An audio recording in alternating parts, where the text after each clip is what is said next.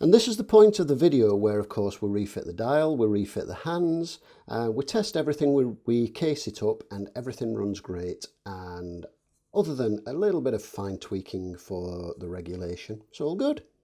Sadly, that didn't happen, not in this case. And sometimes that is the case. Sometimes that's something that happens, or rather doesn't happen. In this case, it sat in the movement holder on the bench overnight. It ran fantastically. It was great. Everything looked perfect. I refitted the dial, I refitted the hands, I cased up the movement, I refitted the pushers, and the pushers are off at the moment, as you can see, because the final thing to do on this watch, after another couple of days of testing on the winder tester, and fingers crossed it's looking good now, I need to replace the pusher seals and refit the pushers, and then likewise with the crown seal and the case back seal, and then that will be the rebuild actually properly complete, fully complete as it were. So after refitting this in the case, I wound the watch, I set the chronograph running, and I left it to run overnight.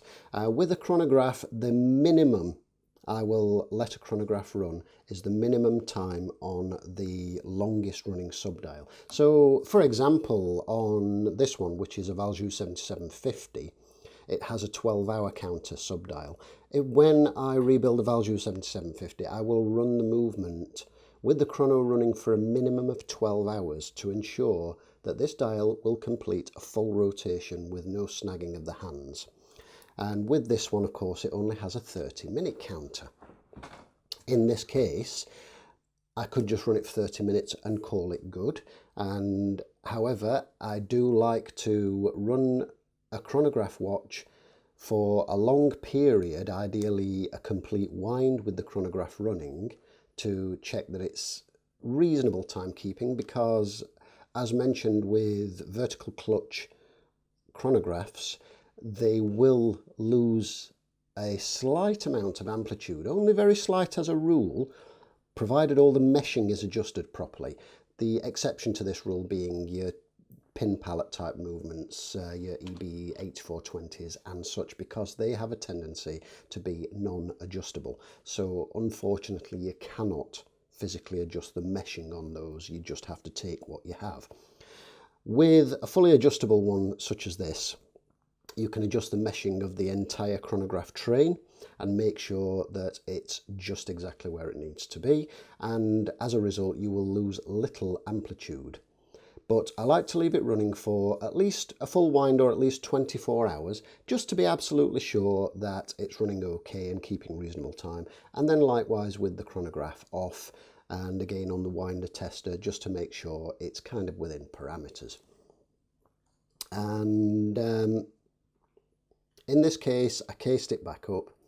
I popped the movement on the bench, left it running, and it ran great for 5 hours. And then it stopped with the seconds hand just before the 12 o'clock. I rewound everything, I checked everything and made sure that the hands weren't catching anywhere on the dial. And I ran it again, and it ran for about an hour and stopped. I did it again, it ran for about 15 minutes and stopped. I did it again, it ran for about an hour and stopped. And you can see there's a bit of a pattern emerging here. Not an obvious pattern like it's running for a specific amount of time and then stopping, which would indicate it's catching on a specific part of either the dial or the motion works in the back. But it was rather random where it was stopping. So the back was removed, a little bit of poking around, and it transpired that the chronograph bridge, you'll remember when we removed it and I showed you the underside, there's a really, really large section which has been quite roughly filed away. Now, to this point in time, I cannot fathom what on earth was going through the person's mind who did that. I just cannot wrap my head around their thought process, because there's no reason whatsoever that something so severe could resolve a problem that this was encountering. And then obviously during the whole process, they further decided they needed to gain more height after they'd filed a huge chunk of this away and dug great big gouges in the plate below. The strange thing is the rest of the movement is in superb condition, and it has service marks in the case back, so it has been serviced in the past, but it means it's been looked after. So I suspect that what has occurred is that the last person to look into this was specifically looking at the chronograph problem, or a chronograph problem, and they only really addressed removal and refitting of some of the chronograph components. Why on earth they thought they needed to file a huge chunk from the bottom of the chronograph bridge, I'm baffled. I really, truly don't know. And it transpired that the single screw that held the chronograph bridge down and the two pins that located it were not enough to hold it solid, so the bridge was very slightly still tilting. And this is something that happened simply from casing the movement up without touching the chronograph bridge and just moving it around the bench. So clearly on the wrist it would be a real problem. So the simple solution would be to source a replacement chronograph bridge. The problem there is twofold. We have, first of all, as with most good name brands such as Ollech Wajs here, the chronograph bridges on the movements supplied to them would be signed. So as you will have noticed during the rebuild and the strip down, this is a chronograph bridge which is signed at Ollech Wajs, 17 joules Swiss, etc. And you will see this on all manner of good quality chronographs. The problem there is getting a replacement Ollech Wajs chronograph bridge, which is going to be nigh on impossible. Further to that, on a little bit of digging around, I also found that just a bog stock Valjoux 7730 chronograph bridge is also rare as hen's teeth currently. I could not find one anywhere. In fact, I literally couldn't find one anywhere at all at the time of searching. Not one on eBay, not one at any of the supply houses, and not one belonging to any of the guys that I know that have various surplus watch spare parts. So the solution left, and the solution that I kind of preferred the idea of anyway, was to try and repair this one. And I looked at various ways to do this. Now, I could have shimmed it, but I really didn't like the idea of that. I don't particularly like the idea of using shims unless it's a simple, straightforward thing, such as putting a shim under a balance bridge, and or under a balance cock, which we'll commonly see on Russian watches such as Vostok, etc. As a rule, I try to avoid using shims and that kind of thing if I can avoid it. And what I needed to do was somehow build up or rebuild the shape of the underside of the chronograph bridge. And the way that I chose to do this was a way that was going to be solid and also completely reversible should that need arise. And I built it up using solder, just typical solder like you would use for soldering bits of wire. And what I did initially is I tried to seal the sides of the bridge in Kapton tape to see if I could get the solder to flow and actually puddle down but form a smooth side. Kapton tape is quite heat resistant.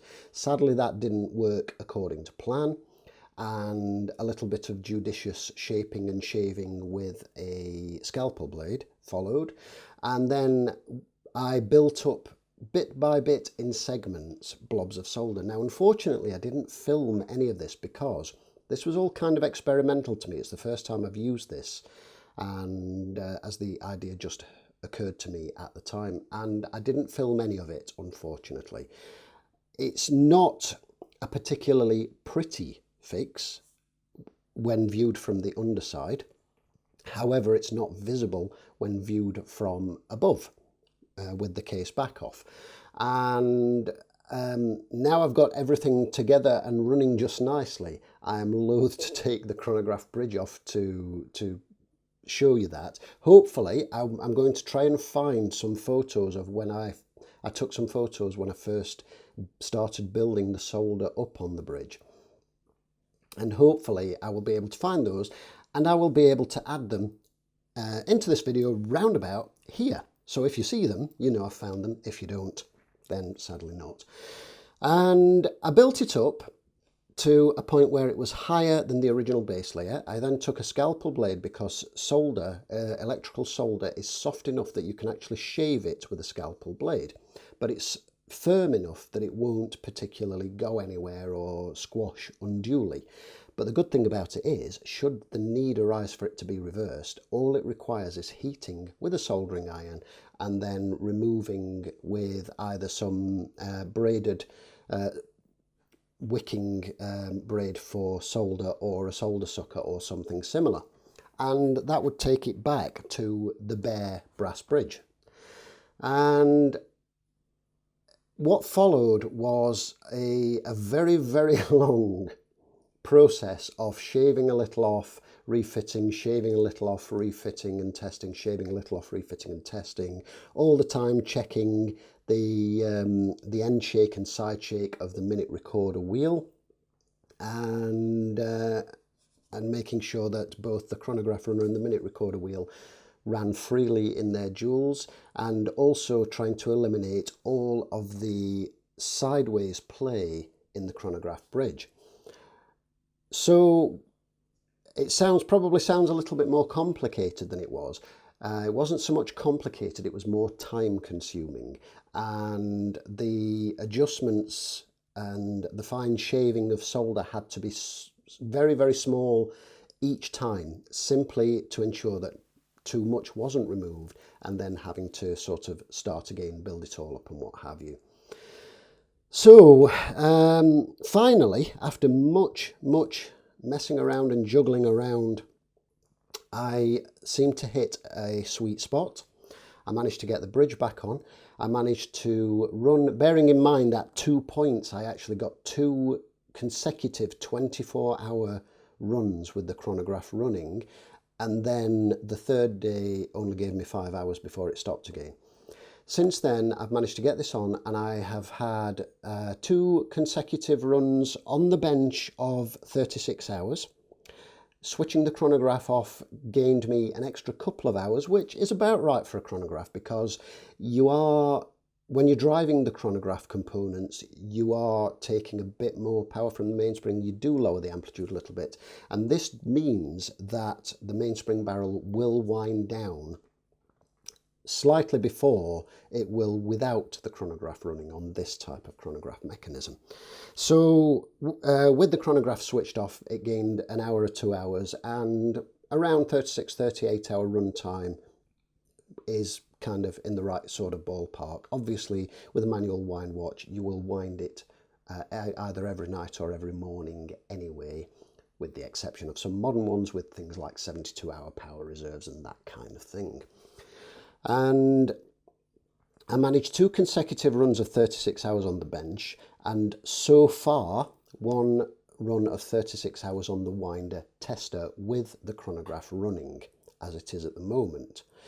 And I'm fairly confident in saying now that I think we're in a good place as regards it being sorted. I have actually removed the movement and replaced it a couple of times just to try out the theory and see if it's behaving itself, and so far so good. Fingers crossed on that one. And touch wood, a bit of pegwood there. So it's now in its case at the minute. It's missing the pusher buttons, and I will need to uncase it and refit new seals, and then refit the pusher buttons, and then screw in the threaded tubes behind to secure the pusher buttons. I will then need to fit a new stem seal, crown seal rather, and then a new case back seal. and seal everything up, at which point it will go onto the winder tester and again for another 2 or 3 days, just to make absolutely certain, because I want to be sure that this is doing what it should. I'm just going to zoom in and just show you the chronograph resetting. So first of all, just before I do the reset, I'm going to leave this running so it trips over the 12 o'clock and you can see the minute hand on this yacht timer type subdial. Click over like so, and you can see that's running quite nice and smoothly. This is of course an 18,000 VPH movement, as many of the older chronographs are, hence the second hand appearing a little bit more jerky than perhaps something like a modern Valjoux 7750 or even something like the modern Seagull movements, or the Polyot, which is 21,600 VPH. And the reason I have this little bit of pegwood here just now is of course so I can press these pushers, which I cannot access without without something to poke in here. So as you can see, that's the stop and start and stop accordingly, and then for the reset you can see that snaps back nice and smartly to the 12 o'clock positions, and then we'll just restart that again, and I'll just leave that running away there. So I'm quite happy now that it's running well, it's behaving itself, it's doing what it should do. It has been a little bit of a fight and a little bit of a struggle, but it's also been a very interesting project for me, because I'm used to things when they have been checked and they appear to be okay. I'm used to them working, and this one was initially slightly confusing because of course we had the random stoppage. Usually when a watch stops, it will stop repeatedly at a specific point, and at which case it's usually something dial side, a hand catching or something like that. Sometimes it will stop every so many hours or what have you, and that's typically one of the train wheels. Now, I knew that the base movement and the train of wheels in this was spotless. It was immaculate. It was in excellent condition. So I knew that that wasn't to blame. I also knew that it ran perfectly with the chronograph off, and likewise it would run perfectly if I adjusted the intermediate meshing wheel so that the pointer of the central chronograph runner did not contact that to turn over the minute counter. So I knew it was still related to the minute counter, and despite me having replaced the minute recording runner due to a bent pivot, which again I suspect was all part of the original attack on the chronograph bridge with a huge rough file. I mean, I look at that and I wonder if whoever did that used a grinding stone or something. That it was absolutely incredible. There's, you know, the gouges in there like the Grand Canyon, crazy. And I suspect that the bent pivot of the original minute recorder wheel was due to an overzealous or slightly perhaps fed up person who was last in there, who couldn't get it to work, and with the constant removal and refitting and what have you. So I knew that minute recording runner was good, and I knew that it would run. So the problem had to be with the chronograph bridge, and had to be with the way that it was sitting. In the worst case scenario, had I been unable to build that bridge back up and get it to a point where it would work, then the only solution would be a replacement chronograph bridge. I'm hoping that this will continue to work now. Obviously I can't say with absolute certainty, but it seems secure, it's tightened down, it doesn't look like it's moving anywhere, and it seems to be behaving itself. So hopefully that will continue to do so, but at least I know in the worst case scenario a replacement chronograph bridge will sort that particular problem out. But I'm happy to say that it's done, it's finally completed. It was a lovely watch to work on despite these particular faults, and it has been a challenge, and it's been an interesting challenge at that. but it has been a beautiful movement to work on. Very, very nice indeed. So much so that I would actually love to add one to my collection, a Valjoux 7730 powered chronograph, not necessarily one an Ollech Wajs, but a Valjoux 7730 powered chronograph. I would really like to add one to my collection of old Swiss chronographs now, because it was such a joy to work on. Very, very nice. So with that, just a quick mention, the strap on here, incidentally, is not the one that the watch was supplied on. This is just one of my spare kicking around the drawer straps, which I use to throw onto watches to fit them to the winder tester. During testing, this one actually arrived without a strap, so but a nice black leather strap on that would be very, very nice. Maybe even a canvas one, I think, would suit it very, very well indeed. Lovely thick case, very shiny, very good condition. If this were my own, I might be tempted to pick out some of these bezel points with some enamel paints, such as, you know, red enamel paint for the 12 o'clock marker and that kind of thing. Obviously, as it's not my own, I can't just arbitrarily decide to do that, but I think that would look nice, just make it stand out a little bit more. But a lovely dial. Nice aged loom, obviously the original hands, as you can tell by the colour of the loom on them, which is all matching. And this gorgeous little yacht timer type subdial. I'm not sure what the little segments represent exactly, but very, very nice indeed. So thank you for being so incredibly patient and sitting through all this, especially if you sat through the waffle in this section right here and you've listened to me talk away at you explaining what went on after the last bit of the video. I do appreciate you sitting and listening to that, and I hope you picked something up from it. Hopefully I did find those photos and put them up so you got a little bit of an idea of what I was talking about regarding the repair of the chronograph bridge. But that pretty much concludes this one. As I say, the only thing left to do is refit the chronograph pushers with the new seals, and we're all done. So thanks for watching, and we will see you in the next video.